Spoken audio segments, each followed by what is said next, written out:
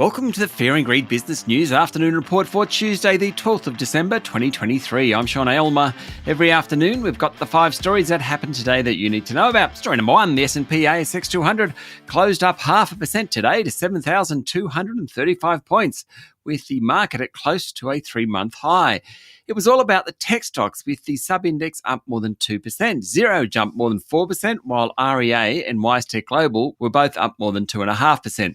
Consumer staples, REITs and healthcare and telcos also did well. Among the large caps and away from the tech stocks, Cochlear jumped 2.4%, Woolies rose almost 2%, Brambles and Fortescue Metals were up 1.6%, and Aristocrat Leisure rose more than 1%. On the other side of the ledger, Rio Tinto and QBE both fell. Telstra was higher, so too Goodman Group and all the banks. Story number 2, consumer sentiment jumped this month, but it's still very weak, and the latest measure of business conditions and confidence has fallen. An easing of interest rate fears helped the consumer gloom, but all up, 2023 has been a bit of a shocker for confidence, according to the Westpac Melbourne Institute Index. As Westpac senior economist Matthew Hassan put it, consumers remain far from upbeat. While the index ends the year higher than it was, 2023 marks the second worst calendar year on record for sentiment, using records going back to 1974. By contrast, this year, business has been relatively upbeat, according to the National Australia Bank survey, but it's finishing the year more pessimistic than a few months ago.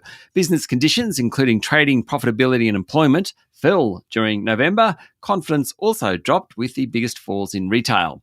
Story number 3, the federal government's migration policy, unveiled yesterday, has received a lukewarm response, with the opposition leading the criticism, warning that the decision to ban foreign tradies from accessing the new fast-track visa systems could put upward pressure on house prices.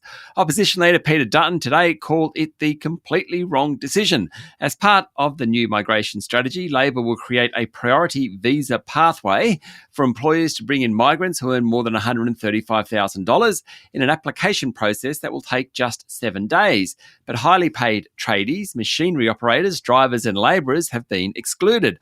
Highly paid tradies would instead need to come through the new core skills visa stream, which will only allow applications if a job is deemed to be in shortage by the federal government. Visas in this stream will be processed at a slower pace of about 3 weeks.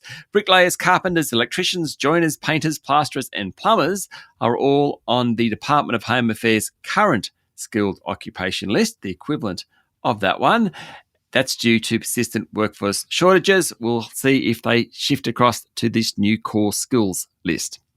Story number 4, Stephen Miles says he will seek nomination as Queensland Premier, with Treasurer Cameron Dick as his deputy when the Labor Party caucus meets on Friday. Miles' bid for the premiership follows the shock resignation of Anastasia Palaszczuk as Premier on Sunday after nearly 9 years in the role. Stephen Miles says that there will be changes to Queensland's cabinet after the new Premier takes the reins. He confirmed that Cameron Dick would remain Treasurer and also become Deputy Premier. Should Labor's caucus back his bid for leadership on Friday, it's likely leadership contender Shannon Fentiman, who pulled out on Monday, will remain in her job as Health Minister. And story number 5, a draft communique from the COP28 Climate Summit in Dubai has dropped any pledge to phase out fossil fuels, triggering a fierce debate among countries, including Australia, which want the commitment back in. The draft text that was released by the United Arab Emirates fell well short of many countries' and Green Group's hopes. It promises to reduce oil and gas, and there's a bunch of commitments that countries could do as opposed to will do. Observers said the wording is trying to win over fossil fuel giant Saudi Arabia. Energy Minister Chris Bowen told a closed-door meeting of ministers that although the draft was a step forward, it was not a step change, and Australia could not support the document as it stood.